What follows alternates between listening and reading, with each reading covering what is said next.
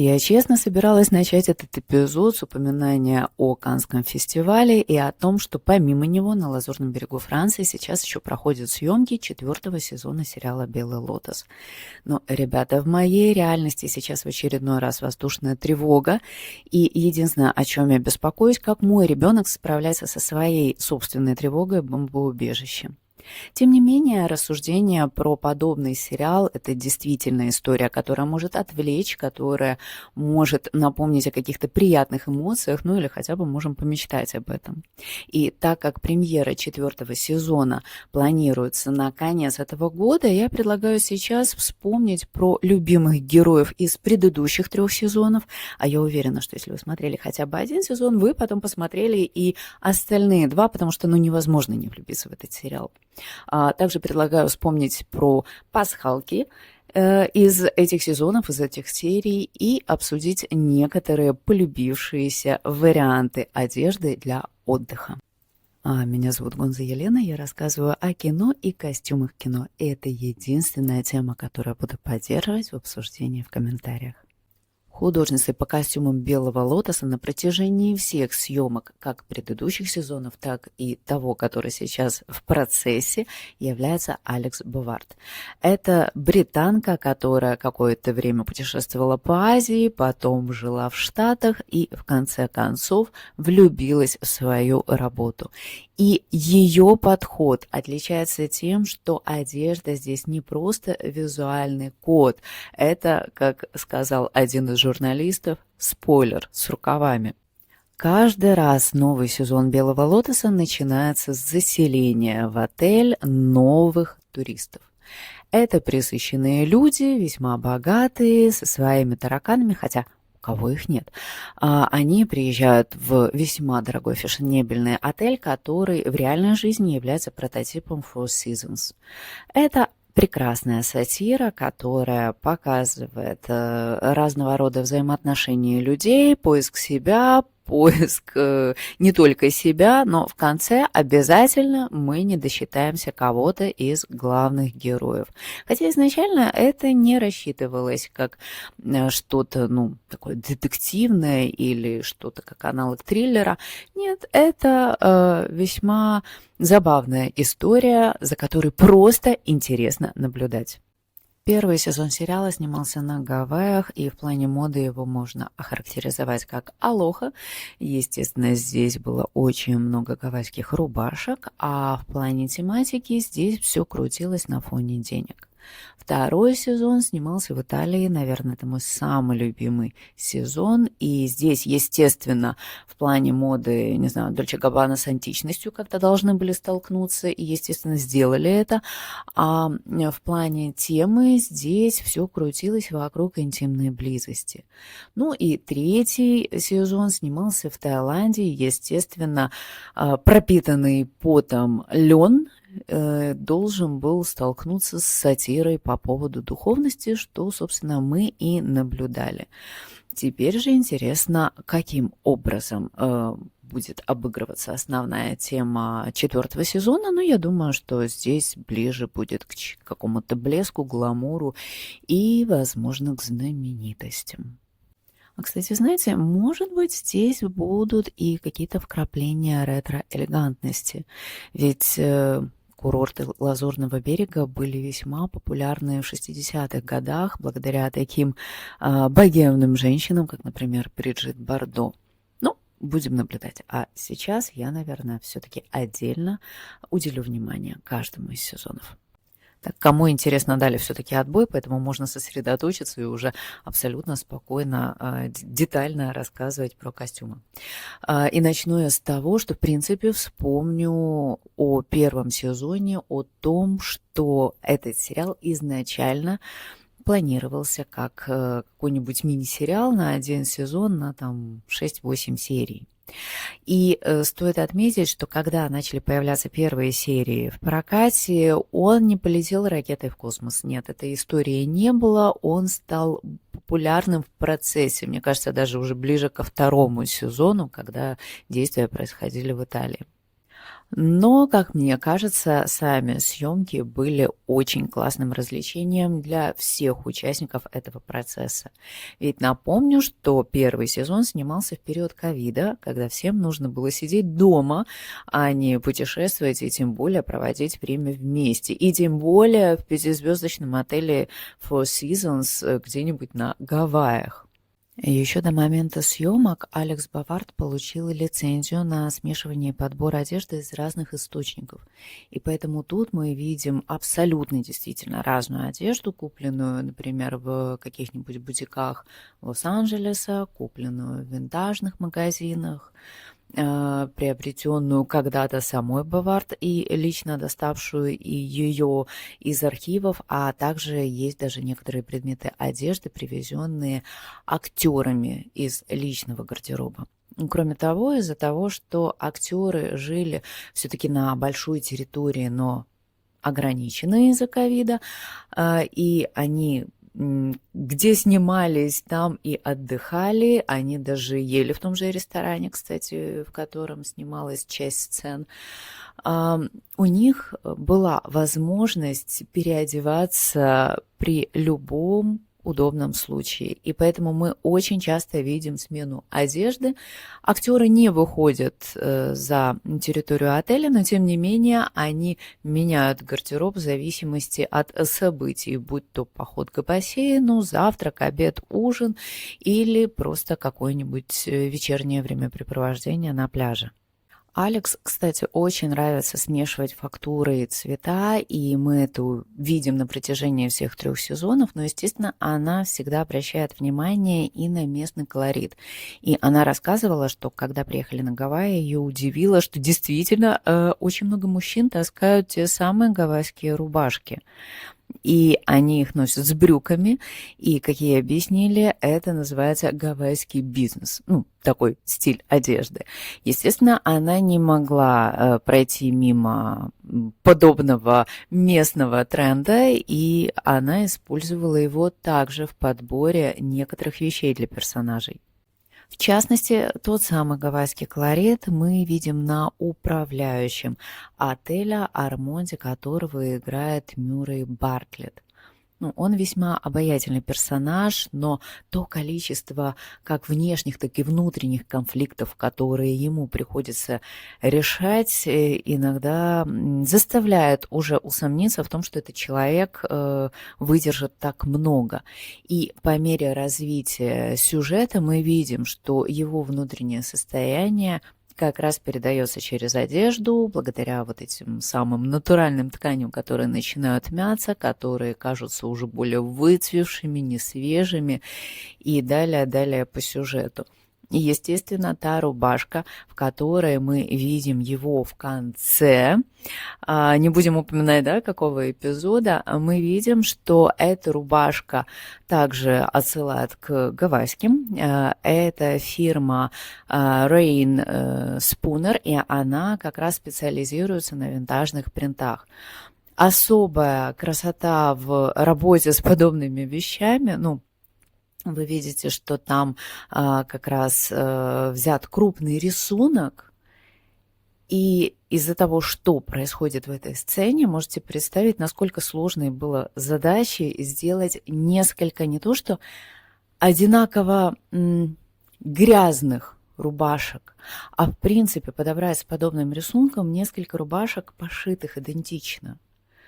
Это один из моментов, с которыми действительно сталкиваются художники по костюмам для более яркой и динамичной картинки, и видим, насколько это удалось Алекс в первом сезоне.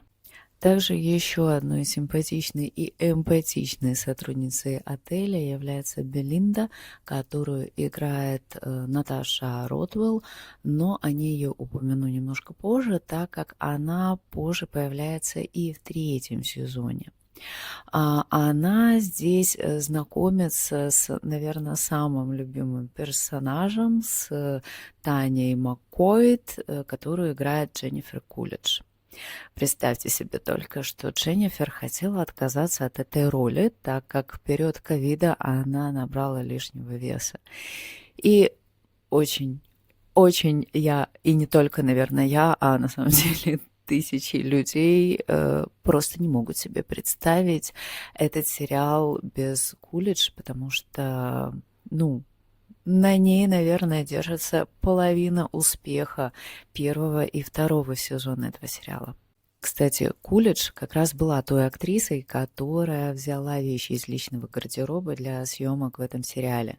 В частности, когда мы видим сцену на яхте, когда она решает развеять прах собственной матери, на ней мы замечаем это черное траурное платье. Это на самом деле винтажная индийская вещь, которую Кулидж привезла с собой, и также она еще захватила эту вуаль. Она считала, что это будет очень смешно, по словам художницы по костюмам, и они даже пробовали обыгрывать эту вуаль и смотрели так или иначе, как Дженнифер будет в ней смотреться. Но, тем не менее, по словам той же художницы по костюмам, не было самоцели в карикатуре этого персонажа. Да, Кулидж мы знаем как комедийную актрису, и она очень классно справляется в этом жанре, но, тем не менее, здесь хотели показать богатую, ранимую и ищущую хоть какого-то равновесия женщину, которая, тем не менее, очень комфортно, и единственное, в чем себя чувствует, это в своем богатстве. Такое чувство, что у нее нет разницы между тем, чтобы жить дома или жить на Гавайях. Она себя хорошо чувствует как раз через свою большую финансовую подушку. Вместе с этим, когда разрабатывался этот персонаж, художница по костюмам говорила, что Таня — это, скорее всего, тот человек, который, несмотря на то, что у нее наверняка есть байеры и огромный гардероб, приходит куда-нибудь в универмаг Сакс и говорит: ну, подберите мне что-то, мне совсем нечего носить. И она всегда уставшая, ей всегда как-то некомфортно. И она, скорее всего, даже не будет мерить те или иные вещи, попросит кого-нибудь показать, как эти вещи на ком-то смотрятся, и даже не узнает, как их правильно носить. И поэтому, когда мы здесь ее видим в ее кафтанах, Алекс нужно было подчеркнуть вот эту вот не то что неуверенность, а то, что этот человек не придает значения тому, правильно ли, красиво ли на ней смотрится та или иная вещь. Она знает, что эта вещь баснословно дорогая, и поэтому Бавард даже ей иногда косо, иногда не в полную утяжку завязывала эти кафтаны для того, чтобы они смотрелись на ней как-то сползшими и не совсем комфортными. Но, естественно, было бы очень сложно приблизиться к образу эксцентричной и немножко сумасшедшей леди без очень ярких и кричащих принтов на этих кафтанах. В частности, невозможно развидеть кафтан с обезьянками. И этот кафтан, к слову сказать, австралийского бренда Camilla. Кстати, этот бренд также предпочитают носить, например, Опра Уинфри и Бейонсе. Кроме того, как для Дженнифер, так и для некоторых других персонажей искали кафтаны из из Южной Америки, в частности, там, колумбийского дизайнера. Я забыла, как его зовут, честно говоря. Если я найду, напишу ниже.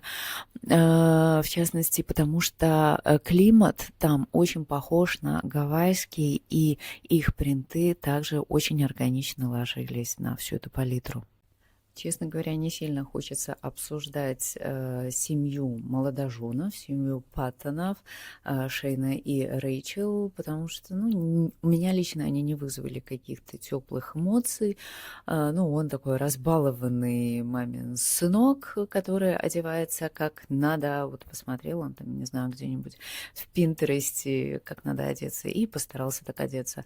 А она такое чувство, что носит всю одежду только что купленную, потому что она независимая журналистка, и она жила абсолютно другой жизнью, а теперь пытается как-то приспособиться к новой богатой жизни и примерить на себя одежду, которую, такое чувство, что покупают как Шейн, так и его мама. Но как раз из-за мамы, которую играет Молли Шеннон, я не могла их не упомянуть. Художница по костюмам говорила, что очень ждет, что она, возможно, появится в каком-нибудь из следующих сезонов на отдыхе со своими подружками. Правда, мне бы тоже очень хотелось. Она одна из самых ярких персонажей и одна из любимых персонажей лично мною этого сезона. И хоть на Рэйчел в исполнении Александра Daddario мы видим какие-то очень дорогие вещи и можем обратить на них внимание, в частности, например, шаль, которая на ней, когда она на яхте вместе с Таней, это винтажная шаль от Валентина, или, например, та сумочка от Гоярд за $1200, к которой она явно теперь привыкает, как к вещи, которые обязательно в ее гардеробе после того, как она вышла замуж.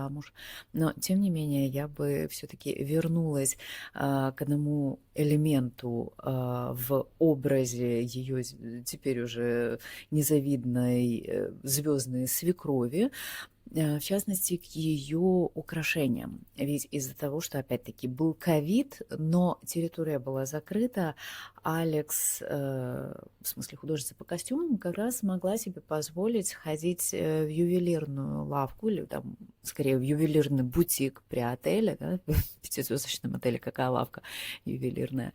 В общем, она там как раз находила те украшения, которые мы видим на героях.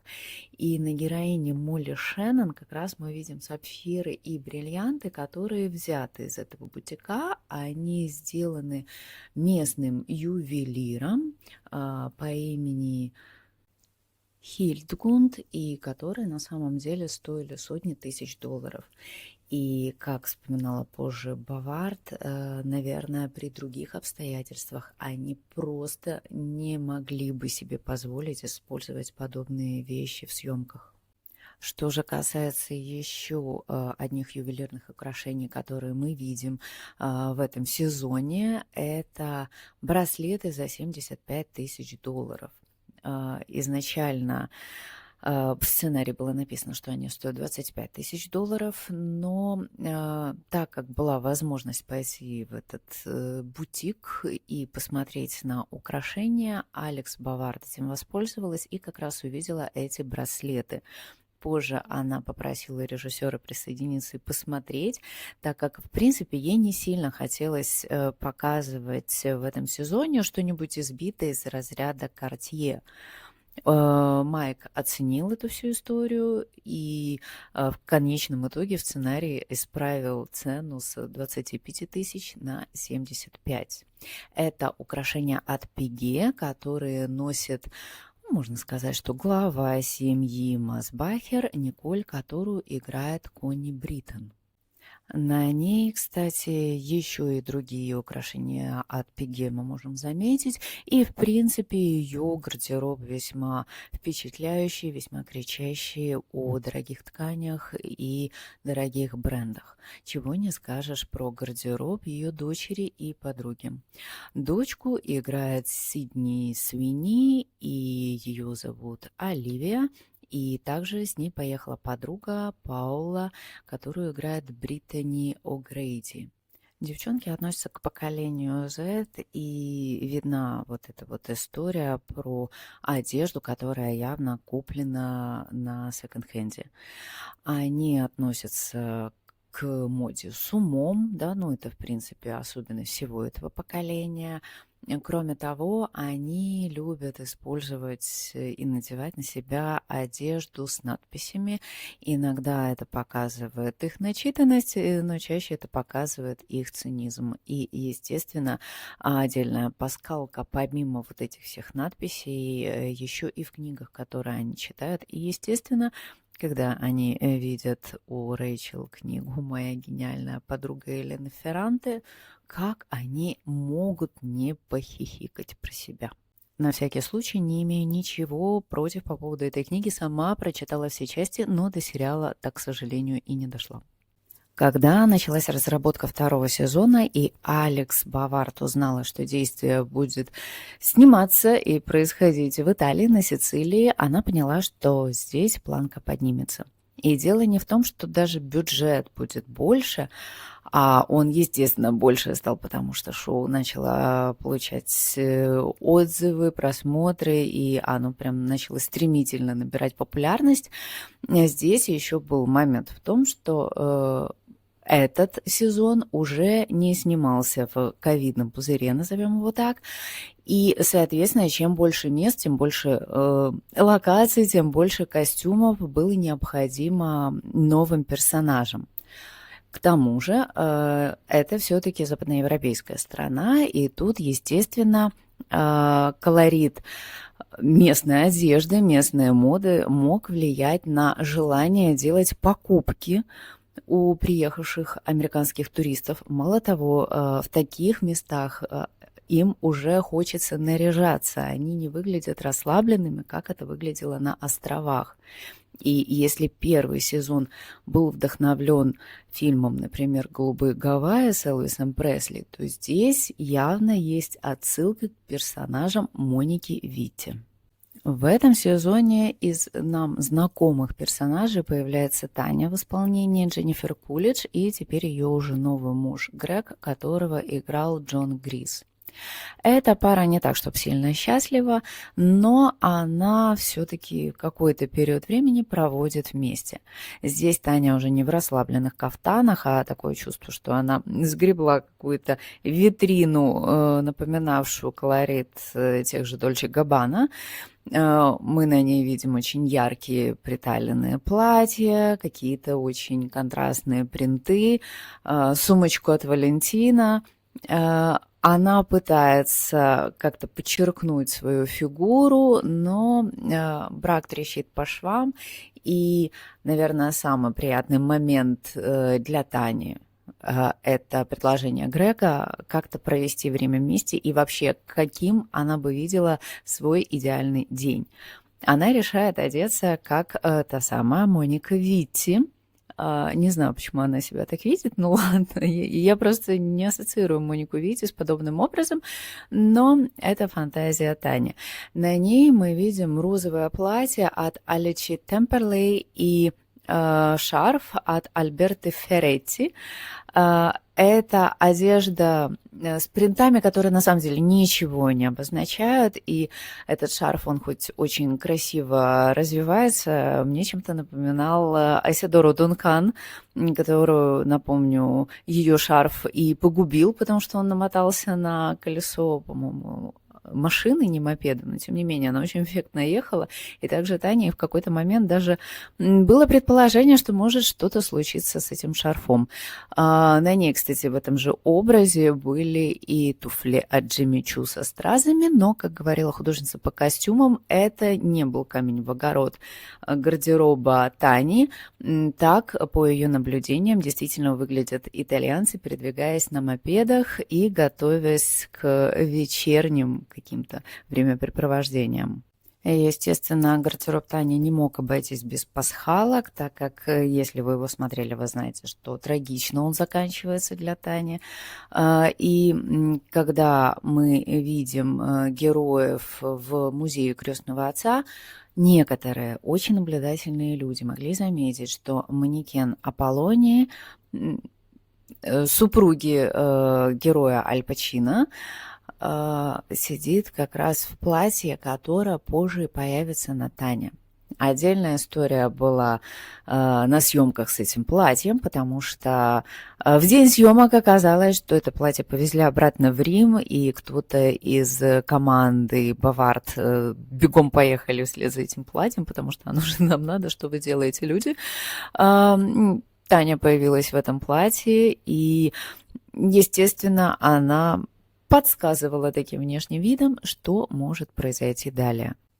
Меня очень впечатлила та компания, с которой подружилась Таня, и, конечно, впоследствии они оказались не совсем приятными людьми, но по факту такое чувство, что для Тани важно было провести последние дни именно с такими людьми, с теми, кто дарит праздник, кто умеет наслаждаться искусством, кто понимает все про гедонизм, несмотря на отсутствие денег или вот на какие-то такие темные планы и делишки.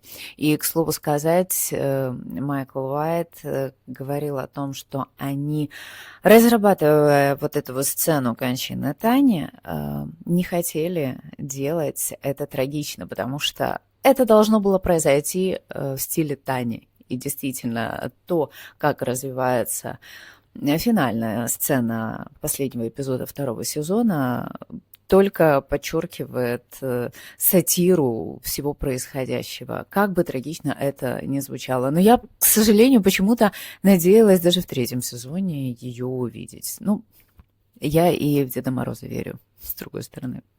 Кстати, очень мне нравится еще отдельно вот этот блок передачи намеков про сюжеты через оперу.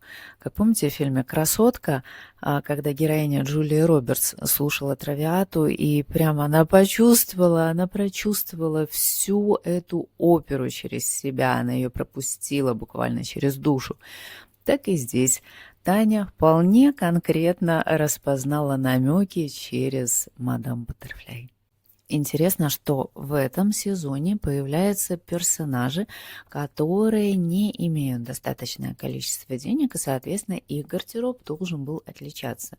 Но в то же время это не сотрудники отеля, эти персонажи как раз тусуются с гостями весьма обеспеченными, и поэтому их гардероб как-то должен был еще совпадать и состыковаться. Одним из таких персонажей является Порша, помощница Тани. Девушка рассчитывает на Италию как на своего рода отпуск, но когда узнает, что Грег не хочет видеть ее рядом с Таней и вообще как-то не планировал, что она будет присутствовать в Италии, ей приходится прятаться в отеле, а позже какими-то перебежками устраивать как времяпрепровождение Тани, так и свое собственное. Персонаж Хейли Лу Ричардсон действительно имеет в своем гардеробе весьма странные вещи. Такое чувство, что они даже старше, чем она сама. Это винтажная одежда, в основном нулевых, возможно, даже конца 90-х. Она очень часто не состыкуется. В принципе, Порша выглядит девушкой, которая вообще не понимает, кто она на самом деле в этом мире. Она не определилась со своими интересами, стилем и тому подобным. И, соответственно, мы видим вот эти ее скачки в образах.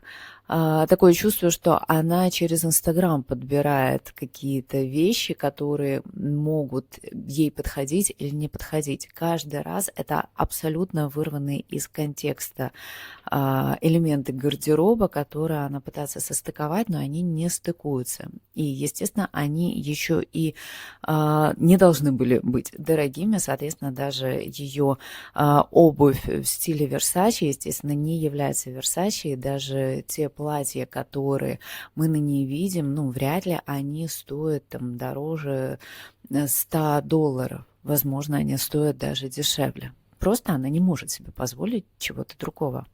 Но вот девчонки, которые тоже не могут себе позволить чего-то более дорогого, но очень хотят, это две девушки, которые появляются в отеле, хотя являются местными жительницами и являются представительницами рабочего класса. Хотя одна из них явно хорошо себя чувствует, работая в сфере предоставления интимных услуг.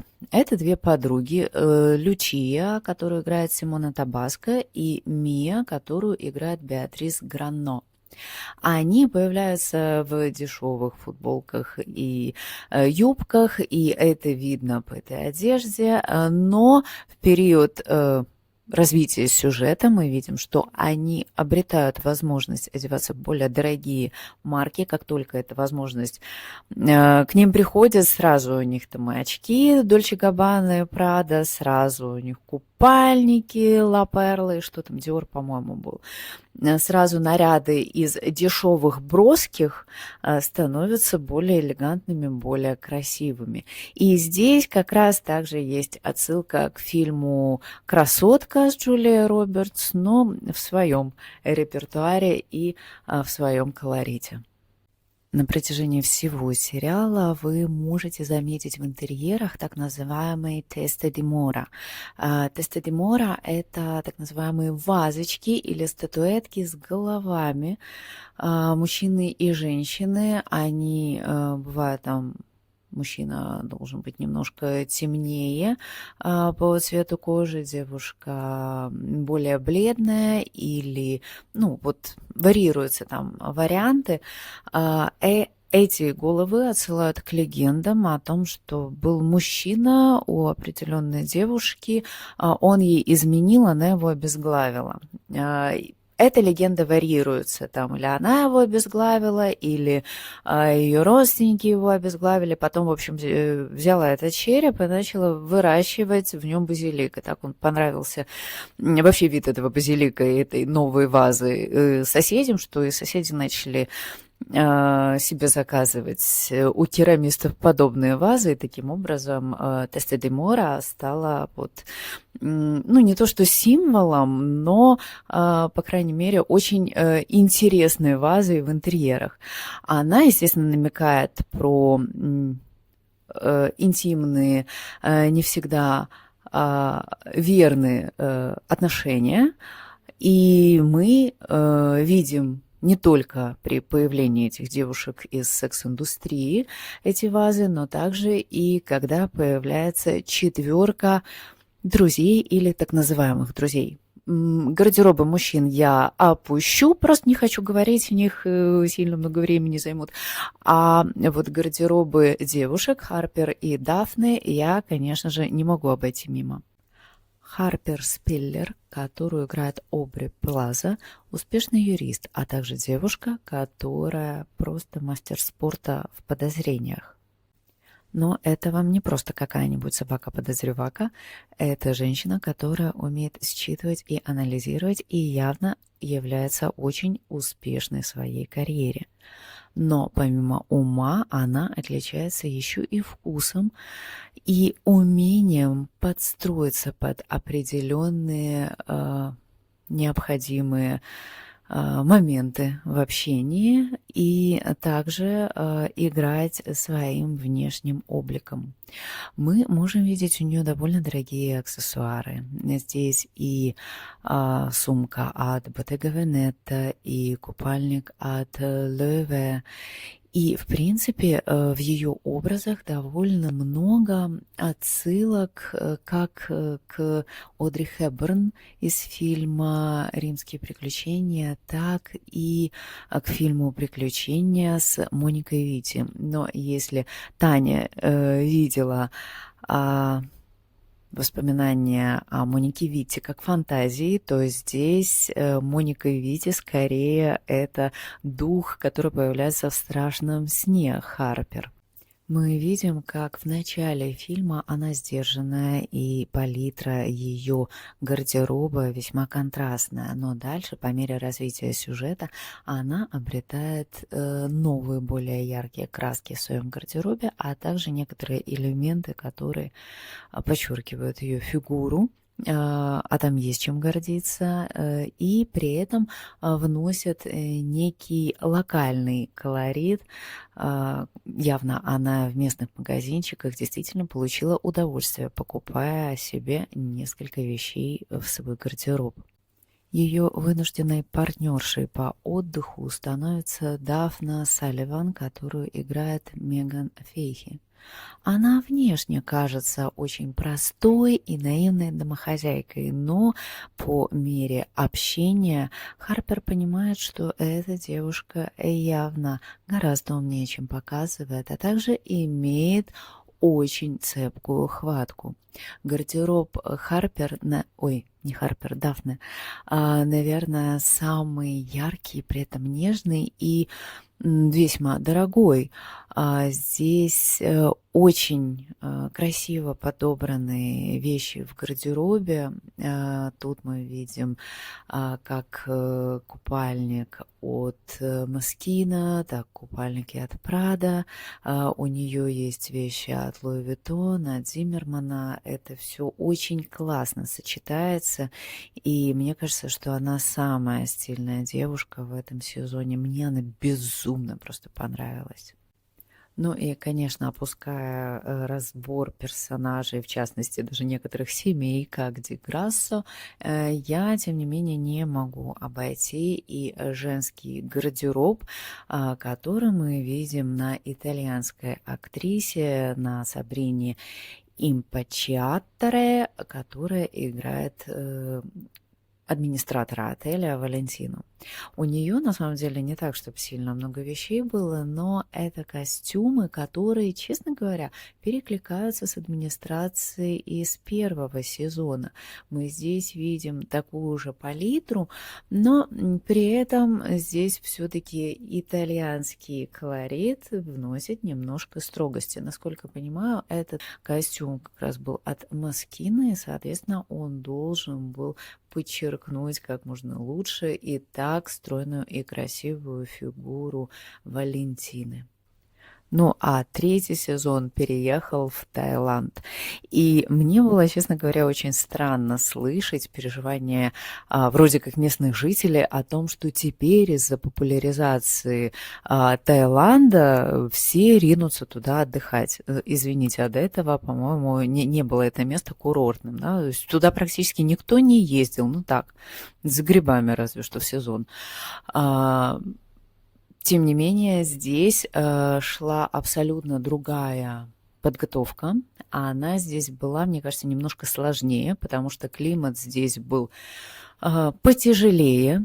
Тут актеры потели, и даже отдельно художница по костюмам рассказывала, как нужно было там специальные подкладки использовать или там мешочки со льдом, потому что, ну, очень сложно было делать несколько дублей даже одной и той же сцены, несмотря на то, что все были в очень открытых нарядах. Много одежды приобреталось байерами. Также много одежды делалось самостоятельно, и команда Алекс специально приобретала местные ткани, лен, шелка, и они еще, помимо всего этого, брали часть одежды в аренду. Когда они собрали уже эти, не знаю, чемоданы, мешки, баулы и отправились на остров Самуи для примерки, позже они перевозили эту всю одежду и были вынуждены просить те фирмы, которые им предоставили одежду в аренду, дать ее в аренду на 8 месяцев. Здесь, естественно, мы не увидим тихой роскоши. Тут прям уже выстраивались в ряд представители разных фирм. Например, Жак Мюс сам писал Алекс Бавард в Инстаграм с просьбой посотрудничать. И я немножко позже расскажу про некоторые наряды от этого модного дома, которые появляются в фильме. Также стоит отметить, что, естественно, создателю сериала абсолютно не хотелось никакой тихой роскоши, она должна была быть громче и еще громче. И, соответственно, здесь повлиял сам местный колорит. Естественно, Таиланд не мог оставить образы некоторых персонажей в каких-то бледных оттенках, хотя были некоторые персонажи, которые все-таки старались держать некоторую цветовую гамму, но это необходимо было по сюжетной линии. И, конечно же, это шоу ни в коем случае не должно было показать, не знаю, какие-нибудь спортивные штаны или джинсы. Нет, здесь все яркое. Мы знаем, что сами, будучи в отпуске, хотим нарядиться, почувствовать праздник каждого дня, когда у нас есть возможность отдыхать в красивом месте. И, естественно, люди, которые имеют очень большой достаток и приезжают в подобного рода места, 90 хотят также этот праздник ощущать. Но, как мы увидим по героям, не все этого хотят, некоторые в этом празднике живут, а для некоторых праздник – это одежда с местного рынка. Ну, начнем также обсуждать каждого по порядку. И начну я с Белинды, которую мы знаем по первому сезону. Ее играла актриса Наташа Ротвелл. И если в первом сезоне мы ее видели в основном в униформе, хотя иногда она и переодевалась в какие-то нарядные красочные сарафаны, то здесь она одна из отдыхающих. И, честно говоря, мне кажется, что есть отсылка к первому сезону, а именно к человеку, от которого она могла научиться носить подобную одежду. Ведь она была обслуживающим персоналом, а та женщина, с которой она сдружилась, это как раз была Таня, героиня Кулидж. И здесь мне кажется, что есть определенные отсылки к типу одежды Тани. Ну, у них форма тела немного похожа, соответственно, почему бы не взять пример с той шикарной Тани, которая обожала кафтаны и, соответственно, принарядиться подобным образом. На Белинде мы здесь видим одежду в тропических принтах, которая весьма органично смотрится. Бавард рассказывала, что она приобретала одежду для героини Ротвелл у таких фирм, как Anthropologie и Verandach, но вместе с этим она еще и приобретала одежду местных производителей.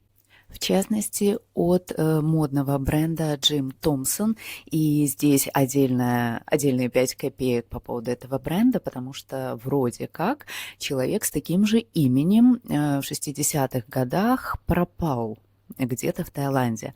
Он был американцем, он был в разведке и вдруг бесследно исчез. И на его поиски было брошено более 300 человек, но его так и не нашли. Есть легенда, что он влюбился в тайский шелк, и в 50-х, 60-х годах именно благодаря ему началось возрождение шелковой промышленности в этом регионе. Так или иначе, может быть, это просто красивая легенда, но бренд назван его именем, и он довольно популярный. Помимо Белинды, в одежде этого бренда также появлялась и героиня Паркер Поузи, и стоит отметить, что одежда этого бренда, эти кафтаны приблизительно стоят, около плюс-минус $300. Виктория, персонаж Паркер Поузи, является, можно сказать, матриархатом семьи Рэдклифф. Когда эта семья была еще в разработке, в референсах, Бавард говорила, что ей важно было показать, будто они сошли с каталога Ральф Лорен. Они действительно одеваются в одной цветовой палитре. Старший сын пытается повторить образ отца. Видно, что они готовятся к подобным поездкам, несмотря на то, что, например, той же Виктории иногда нужны какие-то препараты, чтобы чувствовать себя более комфортно. Она предпочитает довольно роскошные, хорошие бренды, она может себе позволить, и мы это видим в деталях в той же сумочке от Gucci Bamboo. Кстати, Бавард говорила, что если бы это действительно происходило на самом деле, сумочка была бы более затертая, но так как это вещи частично взятые на прокат, естественно, она в более, таком приемлемом виде. Кстати, это те персонажи, у которых прям одежда передает их внутреннее состояние на протяжении всего сезона. Здесь не то, что пасхалки важны, здесь важно видеть, насколько меняется ткань. То есть отец семейства, пока он находится в каком-то, более-менее понятном статусе, он и одет, соответственно, в выглаженную одежду хорошего качества, которая на нем сидит хорошо. Но по мере сюжета, когда мы понимаем, что у него возникают проблемы, он понимает, что эти проблемы могут отобразиться на всей семье, соответственно, на нем одежда уже и потная, и мятая, и блеклая. Вместе с этим их дети также очень хорошо передают не только палитру их одежды, они также передают вот это вот эмоциональное состояние. Одежда мальчиков видна, она очень контрастная, если старший сын пытается повторять отца, и у него мы видим вот эти бренды там, из разряда шорты Brooks Brothers, очки от Роджера Федерера, ну, то есть какая-то одежда очень статусная, статусные часы, то второй вроде как и особо не обращает внимания на одежду, но когда он выходит на первый план, его рубашка в крокодилы, естественно, становится не только здесь заметна, а она еще стала своего рода вирусной рубашкой в интернете, когда этот сериал шел онлайн. Героиня Виктории как раз не скрывает своего эмоционального состояния от близких людей, и через одежду она его передает очень открыто. Когда она находится внутри своего привычного места обитания, рядом с семьей, у нее одежда более открытая, видны там части тела, руки более оголены, там видна какая-то вот часть шеи, груди, но когда она выходит куда-то, где нужно еще общаться с другими людьми, она пытается закрыться, и наряды становятся, ну, более мешковатыми, что ли. Их дочка, ради которой они, в принципе, поехали в это место, так как ей хотелось попробовать себя, попробовать жить в монастыре год, и она хотела узнать, каким образом это возможно, кажется вроде такой неземной. Кроме того, ее одежда показывает, насколько она вроде как предана, потому что платья, в которых она появляется, это платье одного бренда, это Чао Лючия, но вместе с этим мы видим, что эта принцесса не просто такая воздушная и которой ничего не надо. Ну, у нее как минимум сумочка от Hermes, и в конце сезона мы понимаем, что это девочка, которой очень сложно отказаться от каких-то благ комфорта цивилизации. А вот кто не про показную и витринную духовность, так это пара Рика и Челси в исполнении Уолтона Гоггинса и Эми Лу Вуд. Если про гардероб Рика можно сказать довольно быстро, потому что у него одежда, его гардероб состоит из каких-то гавайских рубашек, которые явно у него не одно десятилетие в гардеробе, льняные штаны, которые, скорее всего, он просто заменяет, идя на какую-нибудь ярмарку, на какой-нибудь рынок. И на протяжении как раз всего этого сезона мы видим, что в конце, когда он завершает уже свой гештальт, его одежда гораздо более мягкая, в мягкой палитре, и он сам выглядит гораздо более расслабленным. А вот по поводу Челси здесь немножко интереснее. Ведь она выглядит как девчонка с Ибицы, как девчонка, которая любит какую-нибудь простоту в одежде, и, возможно, она покупает одежду на рынке. У нас создается такое впечатление, но это скорее упрощенная история, потому что у нее в гардеробе как пляжная накидка, так и сумка от Loewe. Ее очки вроде как выглядят купленными на рынке, но, например, они от Jack Muse. У нее есть и сумка Louis Vuitton. Она очень любит сочетать какие-то фактуры. Мы на ней можем видеть вместе с купальником какую-то вязку. И она действительно не пытается подчеркнуть свой какой-то статус через одежду. Она ищет то, в чем она будет чувствовать свою легкость и что ей точно не будет мешать в общении с людьми, в желании более глубоко построить диалог.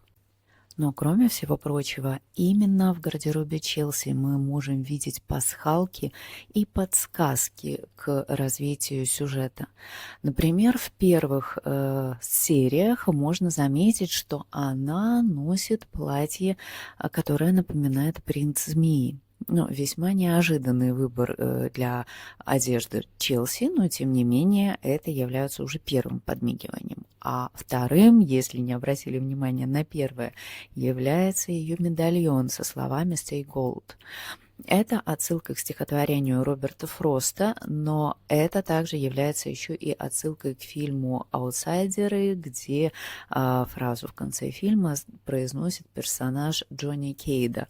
Я не буду углубляться в эту историю, но если вам будет интересно, можете посмотреть и увидеть, насколько этот медальон зеркалит эту фразу из фильма. Девушка, из которой сдружилась Челси и чувствует себя с ней абсолютно комфортно, это Хлоя, которую играет Шарлотта Лебон. Это, скорее всего, профессиональная подруга, которая теперь живет с Грегом, которого мы знаем по предыдущим 2 сезонам этого сериала. Теперь Грег называет себя немножко иначе и наслаждается новой молодой любовницей. А любовница тоже понимает себе цену, и она выглядит абсолютно иначе, чем его предыдущая супруга. Эта девушка любит себя, она знает себе цену, и, естественно, это должно было проявляться в ее одежде. У нее весьма дорогие бренды, весьма дорогой гардероб, и здесь как раз Алекс Бавард воспользовалась предложением Жакмюса и разработала 2 наряда для этого персонажа. Первый вид, в котором невозможно разглядеть Хлои, это, естественно, ее розовый купальник и накидка такого же нежно-розового цвета. Этот образ, наверное, облетел весь интернет, когда в прошлом году этот сезон вышел. Ну и второй образ от Жакмюса был, когда она появилась в наряде в горошек. Но стоит сказать, что здесь использовались не обязательно очень именитые бренды. Например, девочки, гуляя по Таиланду, я имею в виду как раз Хлои и Челси, в какой-то момент появляются в футболках от скутера Ла Форча. И эти футболки также произвели просто фурор. Стоит сказать, что он их расписывает вручную, поэтому точно таких же футболок не могли приобрести фанаты этого сериала, но тем не менее могли купить нечто подобное. Ну и на десерт напоследок, естественно, дамы. Трио подруг 40+, которые вроде как едут отдохнуть и насладиться общением друг друга, но мы замечаем сразу, что это дружба, эти взаимоотношения строятся на желании показать себя прежде всего подругам, показать какую-то конкуренцию и, возможно, залечить раны, нанесенные друг другу за весь период жизни. Там явно очень непростые отношения, и попытка расслабиться здесь явно убирается в сторону, когда начинается очередной момент, где можно показать, кто из них лучше. Эти 3 подруги — это Жаклин, которую играет Мишель Монаган, Лори, которую играет Керри Кун, и Кейт, которую играет Лесли Биbb. Жаклин может казаться самой яркой в этом трио, но такое чувство, что и самой поврежденной, что ли, или обиженной. Она явно успешная актриса и наслаждается тем, что ее замечают. Она потрясающе выглядит и носит весьма дорогие бренды.